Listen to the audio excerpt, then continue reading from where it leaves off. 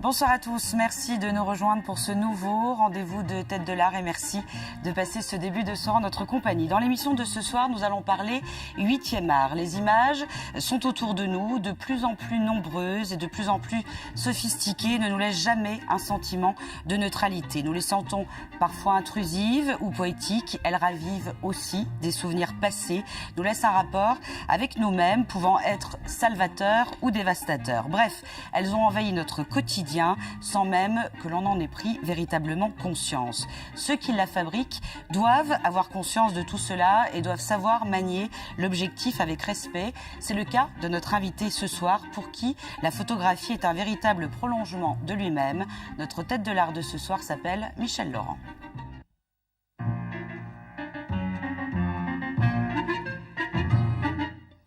Bonsoir Michel Laurent, merci d'avoir accepté l'invitation à cette émission. Alors, vous êtes un photographe bien connu maintenant sur le département des Vosges, apprécié pour vos clichés, toujours très humain, c'est ce qu'on m'a dit de vous, hein, et respectant vraiment l'autre. On y reviendra bien évidemment. Vous avez 50 ans.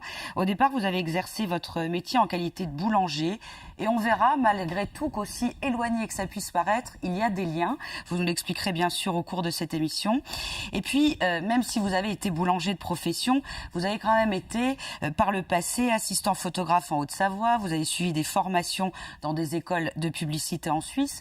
Alors, est-ce que ça veut dire que, quelque part, la photographie était déjà en vous, elle a toujours été en vous? Ah oui, complètement. Ouais. Mes premières payes d'apprenti boulanger, c'était pour acheter un appareil photo déjà. D'accord. Commandé sur Manu France à l'époque, 3 semaines de délai. Et première photo avec cet appareil qui n'a jamais marché d'ailleurs. Bon, ça c'est pour l'anecdote. Ouais. Mais il y avait des gens dans votre famille qui photographiaient? Vous étiez influencé par quelqu'un ou comment c'est venu? Vous le savez? Non, je sais pas. J'ai toujours eu envie de faire des photos. Un petit appareil photo qu'on a à sa communion. Des photos de famille comme ça. Et puis tout doucement, la photo, peut-être en compagnie de cousins qui avaient des appareils photo. Et que je trouvais intéressant. Donc on s'accroche à ça. À l'époque, la photo, c'était pas trop couru quand même. C'était... Et puis le noir et blanc aussi, le premier labo photo en noir et blanc quand j'avais 16 ans, dans le grenier de la maison, installé comme ça, en dessous les tuiles. D'accord, ouais. Ça fait partie de vos souvenirs. Alors pourquoi boulanger? Parce que vous n'aviez pas le choix? Pas le choix, si, mais je pense que dans le temps, parce qu'il y a quand même 35 ans, on avait besoin d'avoir un boulot où on n'avait pas froid, ou un boulot où on était sûr d'avoir du boulot, c'était... faut remettre les choses dans le contexte des Vosges. Un vrai métier, comme on disait. Un vrai métier, oui, c'était comme ça. Photographe, je suis pas sûr que c'était un vrai métier, quoi. À l'époque, je ne l'ai même pas encore maintenant, donc à l'époque, c'était pas vraiment un métier, quoi. Par contre, boulanger, c'était un vrai métier. On était sûr de manger, par exemple. C'était les arguments de vente du truc, quoi. Ça rassurait les parents. Ça rassurait les parents. Et la finalement, famille. Moi, j'y trouvais mon compte parce que j'avais du temps libre l'après-midi pour aller faire des photos, pour courir la campagne avec ma mobilette, monter au Honeck avec mon petit appareil russe là qui n'a jamais marché. Non plus. Et puis à la fin, ça finissait par donner quelque chose. J'avais du temps libre et puis un petit peu d'argent parce que finalement, ça permettait à 16 ou 17 ans d'avoir déjà un petit peu de sous et puis être un petit peu autonome et puis de courir la campagne et puis de faire des photos. Puis alors de boulanger, je l'ai dit, vous êtes devenu ébéniste. Alors comment s'est opéré ce glissement? Il a fallu beaucoup de temps parce que quand on s'est retrouvé à la photo numérique dans les années 2000, il fallait trouver une solution, c'était s'adapter ou faire un virage. Moi, le bois m'intéressait, j'habitais dans les Vosges, Forne-Vallée, le bois, pourquoi pas. Donc j'avais déjà fait une petite expérience de menuiserie à une époque, entre deux. La photo est au numérique, inaccessible. J'ai dit, allez, c'est l'occasion de faire un virage. Hop, je suis parti dans la bénisterie. J'ai même fait une formation d'ornemaniste à Neuchâteau. Avec plein d'idées dans la tête, la création de meubles anglais, etc. Puis finalement, quand je me suis inscrit à la chaîne des métiers comme ébéniste, j'ai coché la petite case en bas qui disait activité secondaire. J'ai coché photographe. Et puis le numérique est arrivé, l'appareil photo est devenu accessible, et puis je suis reparti à fond avec mes anciens clients que j'avais eu avant en tant que photographe. Je les ai récupérés après en tant que photographe, mais en numérique. Et puis la menuiserie, finalement, elle a fini par être poussiéreuse. Et puis, le meuble anglais, c'était une illusion? Le meuble anglais, c'était même pas la peine. Ça n'existait pas. Maintenant, j'ai une menuiserie, et puis ça existait, si, mais bon, c'était... Ça plaisait pas. Ça plaisait pas, puis j'étais peut-être pas fait pour ça. Voilà. D'accord. Ouais. Donc, j'essayais de faire de la menuiserie, mais je suis pas menuisier, je suis photographe. Voilà. Et maintenant, j'en suis sûr, et puis je vis là-dessus, quoi. En revanche, à ce moment-là, la photographie avait un peu des vocations commerciales. Ça vous permettait de photographier vos meubles. Ah ben, c'était mon argument. Oui, voilà. Ah oui, évidemment. Je maîtrisais déjà les logiciels de retouche, donc ce que j'arrivais pas forcément bien à faire en menuiserie, j'arrivais à le faire en photo, quoi. Donc oui, c'était un argument. Au niveau commercial, j'étais pas mauvais en communication sur mes meubles. Bon, j'étais un petit peu lent pour les fabriquer, quoi. D'accord. Voilà. À quel moment vous avez pris ce grand virage de vous dire, voilà, la photographie, c'est vraiment ce que je veux faire, je veux plus rien faire d'autre? Ah, c'est pas si vieux, c'est surtout vers... il y a eu la grande époque où j'étais photographe traditionnel dans le temps, avec une boutique, ça c'était sûr, ça marchait bien, on était d'accord. La coupure avec le numérique. Et dans les années 2006-2007, j'ai commencé à récupérer des boulots plus importants, on m'a fait confiance sur des gros dossiers. Le numérique était exploitable, on est parti là-dedans, et là je me suis vraiment exprimé. Voilà. Exprimé parce que commercialement, on me donnait des opportunités et je pouvais en vivre. Voilà. C'était difficile, mais j'en vivais déjà. Voilà. Et là, je suis parti sur de la communication touristique. À l'époque, c'était le CRT qui m'a aidé à me lancer. C'est votre premier contrat? Le gros contrat, c'était le CRT. Ouais. Le CRT, c'est le Comité régional du tourisme en Lorraine. La rencontre avec des personnes qui m'ont donné le pied à l'étrier, qui avaient été plus ou moins, qui m'ont amené ce réseau. C'était des relations, hein, des gens qui m'ont plus ou moins proposé ou qui m'ont dit, ben voilà, tu ferais bien de rentrer là, ou on vous présente monsieur. Enfin, c'est ça, c'est un système de réseau, quoi. De la relation, quoi. Et après, ça m'a permis de courir la Lorraine et de faire des photos un peu partout. Et puis, là, une fois qu'on est parti, quoi. Est-ce que vous savez pourquoi vous aimez photographier? Ouais, grosse question. Ouais. Pourquoi j'aime photographier? Ben, ça me ramène à l'époque de la boulangerie où en fait, je peux raconter une anecdote? Ah ben, vous êtes là pour ça, ouais. je vous en prie. Il se trouvait à l'époque, quand on était pâtissier, où on était invité l'après-midi d'un mariage pour manger la pièce montée. On invitait le curé, on invitait le pâtissier, on invitait le maire. On se retrouvait avec le chef pâtissier en pied de poule, avec le chapeau de pâtissier. On se retrouvait avec le curé dans une petite auberge à fêter le mariage, quoi. Donc à consommer la pièce montée qu'on avait mis la semaine à fabriquer. Et quand je suis arrivé au moment du mariage, on est tombé, ils étaient en train de se battre avec la pièce montée. Le mariage était parti en sucette. Ils avaient démonté les choux de la pièce montée, ils se battaient avec. Donc j'avais 16 ans, 17 ans. Quel gâchis, vous Quel me dites gâchis. à ce moment-là. Mais je m'en suis pas rendu compte. Une semaine de travail, Ouais. puis voilà. Je m'en suis pas rendu compte parce que pour moi ça m'a fait un choc, mais j'ai pas du tout. Enfin, j'ai accusé le coup, mais pas plus. Et c'est des années après où je me suis rendu compte que toute cette énergie à faire quelque chose pour aboutir finalement à rien du tout, quelque chose d'éphémère, ça ne me correspondait pas. La menuiserie était bien parce qu'on mettait autant de temps à faire une chaise qu'à faire une pièce montée, mais la chaise restait chaise, la pièce montée disparaissait. La photo, c'est encore plus génial parce que finalement, en une fraction de seconde, on peut figer l'instant pour une éternité.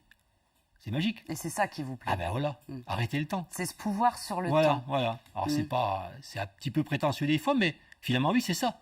Je fais une photographie d'une personne ou d'un paysage ou d'un artisan en train de travailler. Il y a quelques jours, j'ai fait des chefs cuisiniers en photo. Dans 50 ans, ils seront toujours en photo. Oui, ils auront avancé dans le temps, leur visage aura changé, ils auront vieilli, disparu, mais ma photo restera là. Et ça s'est fait en une fraction de seconde. Et c'est ça qui me motive, qui me plaît. Ça quoi. continue à vous porter en permanence. Tout le temps, ça. tout le temps, tout le temps. C'est pour ça que j'aime photographier les gens au boulot, j'aime photographier les gens dans l'action, dans la vraie vie, quoi. Voilà. Oui, alors c'est ce que j'allais dire de votre époque d'artisan, finalement, vous en gardez ceci, Voilà, c'est-à-dire je suis resté aimer artisan. cette immersion Ouais. dans le travail des autres, Ouais. être un peu le témoin de ce qui se passe Ouais, dans des laboratoires, dans une cuisine. Complètement. C'est là que je me sens le mieux. Dans une menuiserie, avec des charpentiers, sur un toit, sur un chantier avec des maçons. Parce que c'est là que je me retrouve le mieux, quoi. Parce que je sais où il faut que je me place, je sais où je vais pas gêner. Dans une cuisine, je connais tout, je connais les bruits, les ambiances, les blagues, les bonnes blagues de cuisine, je les connais, quoi. Donc là, je sais où me placer pour faire la photo, quoi. Et c'est dans mon élément. Et comment faire ressortir tout ce qui se dit dans une cuisine, justement, à travers un cliché?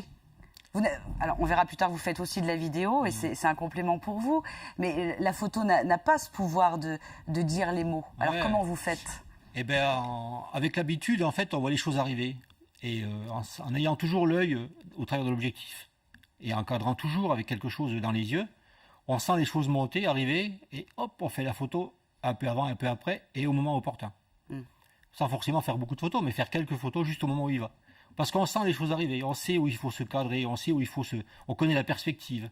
On sait que là, si on se met là, on aura l'arrière-plan en extincteur. Donc pas là. On sait que si on se met là, on aura un premier plan quelque chose qui ne sera pas gracieux, quoi. Donc tout de suite se placer dans une cuisine, tout de suite se placer dans un atelier, pour que le premier plan et l'arrière-plan soient bénéfiques, soient sympas. Ça demande d'être une éponge aussi. Ouais. Savoir prendre tout ce qui se passe autour de soi. Ouais. Être toujours à l'affût de ce qui va arriver, une porte qui va s'ouvrir, les deux yeux ouverts, photographier avec les deux yeux ouverts. Ça, c'est primordial, toujours. Pour savoir que quand on cadre quelque chose, qu'est-ce qui va se passer? Qui c'est qui va arriver dans le cadrage? Il y a limite un œil qui regarde l'objectif et l'autre qui est en train de... En fait, il faut loucher. Quelque part, ça peut ça pour faire des bonnes photos. Voilà. Alors, dans votre actualité, vous avez 2 livres à votre actif, la Moselotte en balade, à force d'eau. C'est le dernier livre où vous avez travaillé avec de l'argentique. Oui. Ça, c'était une bonne idée parce que finalement, à un moment donné, vers les années 2000, le numérique était en train d'arriver. Il fallait trouver une autre solution pour travailler. Il me restait du temps. Je me suis donné du temps. J'ai couru la Moselotte avec des diapositives et j'ai fait ce bouquin avec des diapos.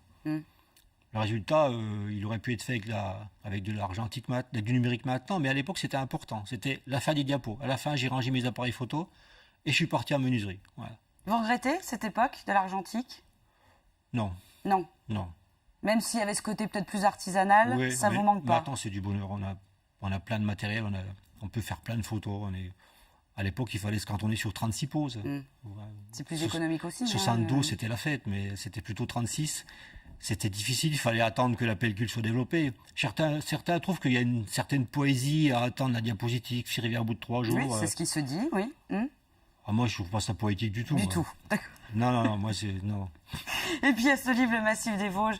Alors là, c'est un travail numérique. En revanche, où vous travaillez avec un autre photographe, Christophe Vaugelet et Damien Parmentier, en tant qu'historien. Vous aimez travailler sur des produits comme ça ou c'est pas forcément votre truc? Si, c'est bien aussi, ça. C'est bien, c'est très technique, en fait. Il y a un cahier des charges bien précis. Donc là, il faut qu'on soit rigoureux sur la recherche. C'est exactement, surtout des entreprises comme le Ouest France, où ils savent exactement quelle photo sera à telle place, quoi. On doit travailler sur la première de couverture, on doit travailler sur la 4e, on doit travailler sur des plans bien précis. Là, il y avait un vrai travail de fond, là.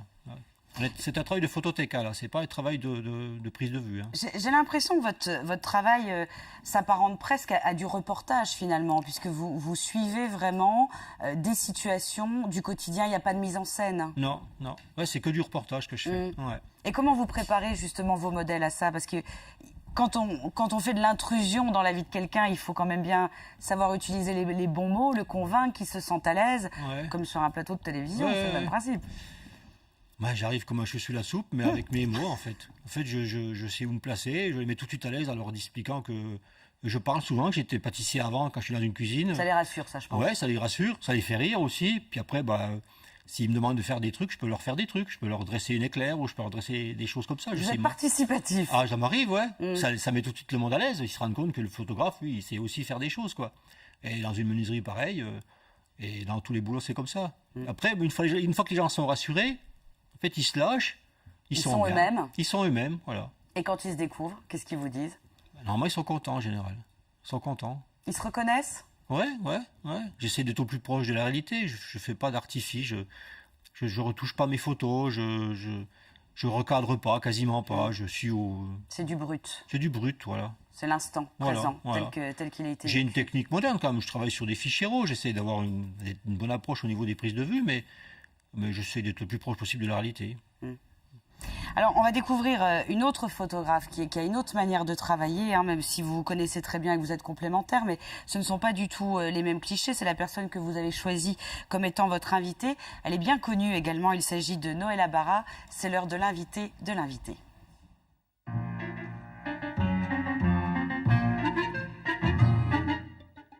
Bonsoir Noëlla, installez-vous. Alors, comme je le disais, vous connaissez bien tous les deux depuis longtemps. Je crois qu'il y a un regard admiratif du travail l'un de l'autre, Michel. Ah oui, complètement. Ouais. Elle a grandi, je l'ai vu grandir, évoluer. C'est la petite qu'on protège? Je sais pas, mais je trouve qu'elle a évolué. Et puis elle a un regard sur les gens, sur l'amour, sur le mariage, sur les femmes. Qui est assez exceptionnel. Voilà, qui est bien. Voilà. Qui la met en avant. C'est une belle entrée en matière, arriver comme ça, c'est plutôt sympathique. Alors vous aussi, réciproquement, vous aimez le travail de Michel. Quand vous l'avez connu, tout de suite, ces clichés vous ont aussi aidé à grandir. C'est une de mes plus belles rencontres photographiques et amical aussi, on va dire. C'est vrai que Michel m'a beaucoup appris. J'ai pu évoluer aussi grâce à lui, grâce à ses photos, à sa façon de voir les choses. Voilà, quoi, toujours de bons conseils. Voilà. Et toujours dans le respect. Je crois que Toujours dans le respect. c'est vraiment un mot qui vous qualifie tous les deux, c'est le respect de la personne qu'on a en face de soi. Ouais. On a déjà un petit peu les mêmes objectifs à la base, je pense, de voir les choses. Donc du coup, c'est vrai qu'au niveau photographique, ça se rejoint voilà, sur plein de choses. Quoi. Puis on a évolué les deux en fait avec le numérique. On est passé tous les deux du stade de l'argentique au numérique. Malgré qu'elle soit plus jeune, elle a une formation de photographe argentique. Elle n'est pas aussi jeune que ça finalement. Donc elle est passée du stade de l'argentique au numérique. Au départ c'était positif, maintenant ça va être votre fête. Mais bon, voilà, vous n'êtes pas si jeune que ça. Bon. Ouais. Et donc finalement, on a eu le même problème en même temps. On avait aussi cette connaissance de l'argentique qui nous rassurait. Et puis finalement, le numérique arrive, il faut bien qu'on s'y mette, quoi. Donc je m'y suis mis à poil avant elle, puis finalement, on s'est lancé les deux, puis maintenant, on vient un peu en arrière. C'est lui qui dit alors, quand est-ce que tu es au numérique, quand est-ce que... Oui, vous a un peu poussé. Lui aussi. Dans vos maîtres à penser, vous avez aussi la photographe Félicia Cisco. Alors, elle, moi je trouve qu'effectivement, votre travail s'apparente à ce qu'elle fait. Je dis pas plagier, je dis s'apparente. C'est-à-dire que je trouve qu'il y a la même poésie, la même sensibilité. Elle vous a fait grandir aussi, elle. On voit ces clichés justement en ce moment. Oui, c'est quelqu'un qui, pareil, c'est une très très belle rencontre, comme Michel. C'est quelqu'un qui m'a poussée voilà, dans la photo, dans ma vie aussi, parce qu'on a beaucoup parlé, on a parlé de plein de choses, et c'est vrai que c'est quelqu'un qui m'a beaucoup aidée. On a à peu près le même regard sur les photos d'enfants, les photos de femmes, ça reste très naturel, voilà, quelque chose de très respectueux, de soft, de joli, des belles lumières. Donc c'est vrai que voilà, quand je faisais des stages, on me disait tout le temps est-ce qu'il faut que tu rencontres Félicia, faut que tu rencontres Félicia. Et bon, au départ, moi Félicia, je connaissais pas beaucoup. Michel m'en avait parlé, il l'avait déjà rencontré. Puis au fur et à mesure des stages, moi je dis il faut que je la rencontre et tout. Et c'est vrai que c'était vraiment quelque chose de super de pouvoir la rencontrer, lui parler. Au départ, on a un petit peu peur comme ça. Oui, parce qu'on est face à puis tout le monde me parlait d'elle. Donc c'est vrai, jamais quand on voit les photos, on se dit bon, on est un peu hésitant à montrer nos photos. Oui, c'est ça, forcément, oui. Voilà. Il y a une retenue. On a besoin de s'inspirer à un moment donné, pour donner de l'élan à ce qu'on fait. Oui, mais après, il faut savoir s'en écarter pour pas faire pareil. Oui, bien sûr. C'est peut-être la difficulté aussi. Moi, j'étais inspiré de Jean-Louis Sieff à une époque, ou Robert Friedman plus tôt, quoi. On a tous des inspirations. On a tous des inspirations. Puis à un moment donné, on apprend quelques bribes et puis on continue avec ça, quoi. Mais Félicia, c'est sûr, c'est super bien, quoi. Puis même elle, quoi, la personne en elle-même, c'est quelqu'un de... c'est un personnage aussi. Ouais, c'est une belle personne qui sait dire les choses. Qui recale bien, qui met bien, qui booste. Qui booste. Alors, on le disait, vous avez entendu la première partie de l'émission, Michel Laurent est plus dans le reportage, vous êtes davantage portraitiste, vous travaillez beaucoup avec les femmes, surtout vous aimez photographier les femmes. Alors, à l'inverse de son travail à lui, là, j'imagine qu'il y a un vrai temps d'échange, il faut savoir... apprivoiser le modèle, qui ne doit pas être forcément toujours à l'aise. C'est ça. Alors, des fois, j'ai le temps d'échanger, et des fois, on n'a pas forcément le temps. Donc, c'est vrai que quand je peux rencontrer la personne avant, savoir exactement ce qui va se passer, il y a toujours une histoire. Soit ça va être pour de la photo de grossesse, bébé, ou voilà. Et donc là, ça va se passer, on va dire, normalement. Mais s'il peut y avoir de la lingerie ou du mariage, c'est vrai que c'est quand même bien de rencontrer les gens, d'avoir une approche, de savoir pourquoi ils viennent faire des photos. Qu'est-ce qu'ils veulent, qu'est-ce qu'ils recherchent, voilà quoi. Donc il y a tellement de choses à savoir avant. Tout ça, ça va vous orienter dans la façon de les photographier. La phrase qui revient le plus souvent, c'est je ne suis pas photogénique, vous n'y arriverez pas en permanence. Alors, mais c'est vrai. Est-ce qu'il y a des gens photogéniques et des gens qui ne le sont pas? Non, je pense pas. C'est plus compliqué que ça. J'ai déjà photographié de très très belles filles. Oui. Qui pour moi, d'accord, elles sont très belles, voilà, mais il ressortait rien quoi. Après, je peux photographier des gens un peu plus banals, entre guillemets, et il se passait quelque chose. Le regard, l'image, il y a plein de choses qui se passent, alors que voilà, quoi, ça va dépendre un peu des gens.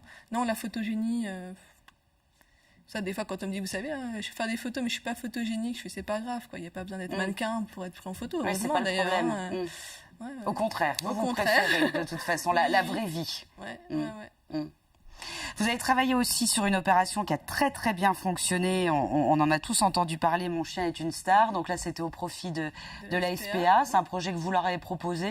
Au départ, ils étaient un petit peu réticents et puis ils ont vu que ça fonctionnait très très bien. Donc là, le principe, c'est les gens venaient avec leur animal domestique et en échange, c'était un sac de croquettes. Un sac de croquettes de minimum de 10 kilos contre une séance photo et un agrandissement. Voilà. Alors là aussi, autre exercice, parce que des animaux, la famille, des enfants parfois, Voilà, des comment vous enfants. gérez tout ce petit monde? C'est Et voilà. combien de clichés pour en avoir un qui tienne vraiment la route? Bon, en fait, c'est vrai que par rapport à cette opération, je pouvais pas non plus prendre le même temps de shooting par rapport à un shooting normal, quoi. Donc il fallait que j'aille quand même un petit peu Fallait plus à la enchaîner, là. chaîne. Je faisais, voilà, toutes les demi-heures, j'avais un nouveau shooting, quoi. Effectivement. Donc c'est sûr qu'après, c'est pour ramasser le plus de sacs possible pour la SPA. Hein. Moi, je pouvais pas non plus me permettre de mettre 1 heure à faire une photo. Mais après, ça s'est bien passé. Franchement, j'ai appréhendé un petit peu. Je me suis dit, mon Dieu, déjà, des fois, en temps normal, un enfant, ça se passe pas forcément. Voilà, il faut du temps, il faut quand même. Hein. Les animaux, c'est vrai que le chien, on peut pas forcément contrôler. Hein. Et en fait, là, ils venaient en famille, ils venaient avec les enfants, et ça se passait super bien, quoi. Ils arrivaient avec la banane, super contents de venir avec leur animal, puis super contents aussi de faire l'action, je pense. C'est le fait de venir faire cette action pour la SPA, parce que Participer c'est à des une gens grande quand même qui aventure aiment les humaine. animaux, voilà. Et voilà, on discutait, on faisait des photos, ça se passait très très bien. Ils arrivaient à l'heure, parce qu'au début, je me dis bon, j'espère qu'ils vont arriver vraiment dans les Sinon, c'est timings tout et votre tout. planning qui Et en non, pâtit. franchement, très très bien, super content de cette opération, quoi. Ouais. Et vous allez réitérer? Voilà, pour en 2014, voilà. D'accord. Début 2014. Bon, bah vous reviendrez nous en parler à ce moment-là. On parlait des gens photogéniques ou qui ne le sont pas ou qui pensent qu'ils ne le sont pas. Quand on a préparé ensemble cette émission, Michel Legrand, vous me disiez que la photo a énormément de pouvoir parce qu'elle peut avoir parfois des vertus thérapeutiques. Parfois, ça peut être une catastrophe si un cliché ne met pas du tout en valeur la personne. Vous avez, j'imagine, conscience de ça en permanence quand vous photographiez. Il faut l'avoir en tête. Faut faire Tout le attention. temps, ouais. Aussi bien dans la perspective, dans la façon dont on regarde une personne, mais aussi dans l'interprétation qu'on peut en faire dans l'environnement. Et il faut respecter les gens dans les photos. Voilà, c'est primordial. On s'y retrouvera toujours, de toute façon. Le photographe qui respectera pas les gens sera un photographe qui respecte pas. Donc après, on n'aura plus de boulot, quoi. Donc, Puis en principe, les gens veulent une photo qui leur ressemble, quoi. Ouais. Moi, je sais, les clients qui viennent me voir, c'est pas, il y a pas trop de mise en scène. C'est vraiment, voilà, faut que ça nous ressemble, faut que ce soit nous. Donc après, c'est pas la peine d'en faire des tas, voilà, quoi. Faut que la photo, ça reste simple, ça reste naturel, faut que ça ressemble aux gens. Et dans de la photo de lingerie ou des choses comme ça, faut vraiment faire attention, quoi. Oui, parce que ça peut vite être vulgaire. Voilà, faire attention mise en scène et tout. Voilà, moi, je dis tout le temps aux clients qui viennent me voir, déjà, il y a souvent une histoire derrière. Donc, c'est un peu psychologique, on parle, voilà. Et il faut vraiment que ce soit naturel. Donc, je leur dis, prenez des vêtements où vous vous sentez bien. Mettez pas un truc parce que vous dites que c'est sexy, mais vous n'allez pas être à l'aise dedans, quoi. Il faut mieux que ce soit un peu moins sexy, mais que ça vous ressemble, que ce soit... On arrive toujours à trouver une pose ou quelque chose qui va aller, quoi. Donc... Vous avez eu une anecdote de personne comme ça où grâce à la photo, elle s'est sentie sublimée, elle a repris confiance? Ouais, j'avais fait une photo d'une jeune fille qu'une femme, une maman m'avait présentée. Elle avait des problèmes avec la société, elle se trouvait pas jolie, quoi. Elle était devenue bossue, elle avait les cheveux sur le front, sur les yeux, quoi. Recroquevillée. Recroquevillée, elle se trouvait pas belle, quoi. Et en fait, elle était persuadée qu'elle avait un problème par rapport à ça, quoi. On l'a mis dans la lumière, on l'a fait se redresser, on a dégagé son front. Elle a pris conscience qu'elle était belle. La seule image qu'elle avait d'elle, c'était dans le matin dans la glace, sa photo de bossu dans la glace, cette image à l'envers, ou des photos de famille ratées, quoi. Elle a pris conscience qu'elle était jolie, elle avait sa place dans la société. Ou des gens comme ça que je prends sur des reportages, qui ne sont pas forcément des acteurs, mais qui se retrouvent en relation avec eux par rapport à ce qu'on fait, quoi. Qui d'un coup, ah oui, je suis belle, oui. Je suis pas moche en tout cas. C'est aussi Voilà. ce qu'on me dit des fois. Ah, mais en fait, ça va, je suis belle. Ouais, finalement. Vous avez un énorme pouvoir. La réaction des gens. C'est quand même assez Mais fou. on peut l'impact. faire l'inverse aussi, on pourrait On peut casser. casser une Ouais. personne. Hein. Évidemment. Mais ça, ce serait pas une bonne idée, mais bon. Ah, non. Donc c'est important de respecter les gens et aussi de les prendre dans leur environnement qui leur ressemble, quoi. Donc, dans l'action, surtout dans les travaux, les photos de communication sur les entreprises, quoi. Il faut revaloriser le maçon, il faut revaloriser le menuisier, ben faisons-le, mais Intelligemment. ouais, faut avec faire noblesse, bien. quoi, que ce soit le mieux possible, quoi. Alors vous avez un projet commun, ça a commencé depuis début janvier et ce sera jusqu'au mois de juin 2013, une exposition commune qui est à la résidence au Val d'Ajol. Là c'est quoi? C'est des regards croisés? Qu'est-ce que vous présentez? Comment vous pourriez nous décrire cette exposition? Les gens se déplaceront bien sûr, mais qu'on leur donne un petit peu l'envie. Moi je vois deux photographes en fait dans une salle d'exposition, mais c'est génial parce que dans les Vosges, on souffre d'un problème de salle d'exposition. Il n'y en a pas, les salles d'exposition. Et d'un coup, on se retrouve avec un restaurant, un hôtel-restaurant à la résidence, qui accepte de faire venir des photographes pour 6 mois. C'est pas 15 jours, c'est 6 mois. Ce qui fait que les gens vont passer dans cette salle, vont manger, revenir, repasser. ils vont se retrouver 3 heures en face d'une photo et ça va leur laisser une trace comme une petite musique, quoi. Hein, et la résidence, c'est super, quoi. C'est une maison avec plusieurs générations. Moi, je pratique. Très bel établissement, en plus. Moi, je pratique le tourisme de proximité. Moi, je fais plus, moi. Là, vous êtes à tout près de chez vous. Vous n'avez pas l'autoroute, la queue à l'aéroport, le billet d'avion à payer. Non, vous avez tous les avantages d'un grand hôtel, mais tout près de chez vous, quoi. Donc nous, on expose là pour 6 mois. Donc là où des artistes chercheraient des galeries et ne voudraient surtout pas être dans des lieux dits populaires, vous, c'est pas votre truc. Au contraire, c'est être au plus proche des autres. Proche des gens, forcément, c'est quand même, le plus important. On n'a pas scindé les 2 expos, ils ont mélangé. Ouais. Volontairement. Ouais. On n'a pas mis un mur Noëlla, un mur Michel. Non, on a tout mélangé. Après, si vous vous trouvez en face d'une photo, vous avez, en arrière-plan, vous avez la mienne ou la sienne. Ouais. Coup de chance, vous trouvez là, vous revenez manger 15 jours après, vous êtes à côté d'une autre. Mais, et puis, ça revient, les gens, après, ils se lèvent, ils vont faire le tour de l'expo. Oui, c'est ça. Ouais. Parce qu'ils ont eu le temps. En tout cas, ça symbolise bien votre amitié et ce que vous êtes et ce que vous nous avez dit. Donc, c'est à découvrir jusqu'en juin 2013. Et pour en savoir plus sur les travaux de Noëlla Barra et de Michel Laurent, 2 sites qui s'inscrivent sur vos écrans, www.noellaphoto.fr et www.michel-l.com. Merci beaucoup à tous les deux d'avoir accepté cette invitation. J'espère que ce sera une réussite, cette exposition. Et puis, dès que vous avez besoin, la porte est grande ouverte. Vous n'hésitez pas à revenir. Pour revoir ce programme en replay, c'est possible pendant 5 semaines sur www.vosgetelevision.tv et puis également sur iPhone, iPad et Android.